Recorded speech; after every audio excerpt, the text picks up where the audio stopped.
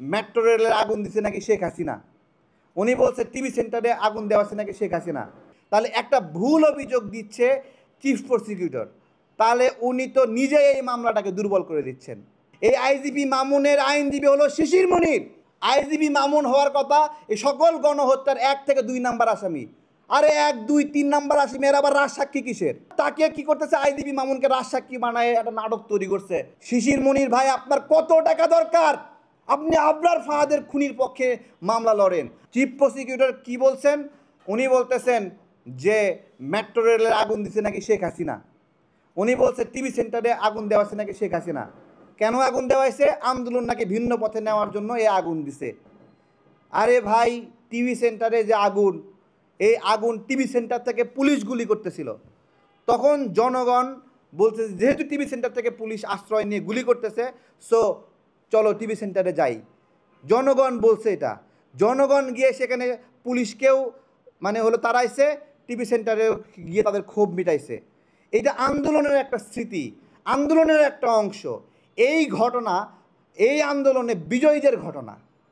তাহলে এইখানে আপনি শেখ হাসিনা হলো খুনের আসামি, আপনি তাকে দিচ্ছেন টিভি সেন্টারে আগুন দেওয়ার মামলায় আসামি, এবং বলতেছেন টিভি সেন্টারে যারা আগুন দিছে তারা নাকি শেখ হাসিনার ইন্ধনে আগুন দিছে। তাহলে যেই আন্দোলন একটা গৌরবের একটা বিষয়, যে জায়গায় সাহস করে এই জনগণ মাঠে নেমে মাঠ দখল করেছে, ভাঙচুর করেছে, জনগণ অংশ নিয়ে স্বতঃস্ফূর্তভাবে জনগণ অংশ নিয়েছে। এগুলো গণ অভ্যুত্থান মানে কি? বিপ্লব মানে কি? বিপ্লব মানে জনগণের কন্ট্রোল নেওয়া। তো জনগণ যখন কন্ট্রোল নেবে, যারা ক্ষমতায় আছে তাদের কাছ থেকে কি এগুলো আটার মধ্যে থেকে চুল টান দেওয়ার মতো যেরকম নীরবে চুল বের হয়ে আসে এরকম বের হয়ে আসবে, নাকি হরদম করে সব ভেঙে চুরে বের হয়ে আসবে বলেন? তো আমি চিফ প্রসিকিউটর স্যারের এই যে একটা দেখেন, ওই গত 2 সপ্তাহ যাবৎ আওয়ামী লীগের নেতাকর্মীরা ওইটা প্রচার করছে যে চিফ প্রসিকিউটর শেখ হাসিনাকে টিভি সেন্টার মামলার জন্য হলো ফাঁসাইছে। তাহলে দেখেন, তাহলে টিভি সেন্টার যারা বিজয় অর্জন করছে, তাই না? এটা একটা দুর্গ ছিল শেখ হাসিনার, এটা একটা দুর্গ ছিল। মেট্রো রেল থেকে পুলিশ গুলি করতেছিল, এটা একটা শেখ হাসিনার দুর্গ ছিল। সেতু ভবন থেকে পুলিশ গুলি করতেছিল, এটা একটা শেখ হাসিনার দুর্গ ছিল। এই দুর্গগুলো দখল করছে কারা? ছাত্র জনতা দখল করছে। তাহলে এইটা একটা, এই বিজয় গৌরবের বিজয়, সেই বিজয়কে উল্টায় বলতেছে শেখ হাসিনা এটা করাইছে। এই যে আমি একজন আইনের ছাত্র, আমি এটা বুঝতেছি আইনের ছাত্র হয়ে যে এইটা একটা ভুল অভিযোগ। তাহলে একটা ভুল অভিযোগ দিচ্ছে চিফ প্রসিকিউটর, তাহলে উনি তো নিজেই এই মামলাটাকে দুর্বল করে দিচ্ছেন। এই আইজিপি মামুনের আইনজীবী হলো শিশির মনির।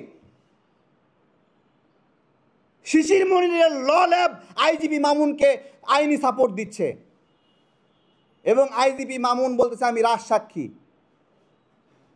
দেখেন খেলাটা কত জায়গায়, গুরুত্বপূর্ণ জায়গায় ঘটে গেছে। রাজসাক্ষী হলে কি হবে?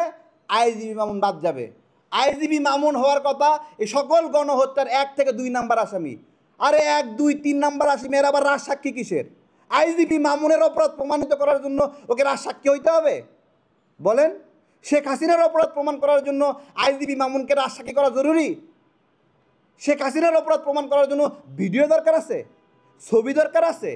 আরে ছবি তার ভিডিওতে শেখ হাসিনাকে গুলি করছে নাকি? শেখ হাসিনা হলো হুকুমের আসামি। হ্যাঁ, তাকে কি করতেছে, আইজিপি মামুনকে রাজসাক্ষী বানায় একটা নাটক তৈরি করছে যে রাজসাক্ষী পেয়ে গেছি আমরা, সে শেখ হাসিনার পক্ষে সাক্ষ্য দেবে। আরে রাজসাক্ষী দিয়ে সাক্ষী দিলেন যে শেখ হাসিনা সব খুনের আদেশ দিছে, বললাম, তারপরে কি শেখ হাসিনাকে ভারত থেকে ধরে আনতে পারবেন? হ্যাঁ, এই পুরা ঘটনা আইজিপি মামুনকে বাঁচানোর একটাই রাস্তা ছিল, সেটা হলো তাকে রাজসাক্ষী বানানো। এবং শিশির মনিরের ল ল্যাব এই জায়গায় সাপোর্ট দিচ্ছে। কেন? শিশির মনির ভাই, আপনার কত টাকা দরকার বলেন? কত হাজার কোটি টাকা দরকার আপনার? আপনি বলেন, বলতে পারবেন কেন আপনি এই সাপোর্টটা দিচ্ছেন?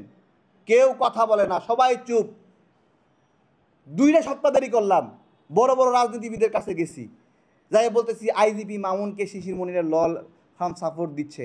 কয় আইনজীবী হিসেবে সাপোর্ট দিতেই পারে। আরে ভাই, আইনজীবী হিসেবে সাপোর্ট দিতে পারে, কিন্তু নৈতিকভাবে সাপোর্ট দিতে পারে না। শিশির মনির ভাই, আপনি এরকম কেন ভাই? আপনি আবরার ফাহাদের খুনির পক্ষে মামলা লড়েন, আপনি রানা প্লাজার হত্যাকারী রানার পক্ষে আইন লড়েন। ভাই কত টাকা দরকার ভাই বলেন?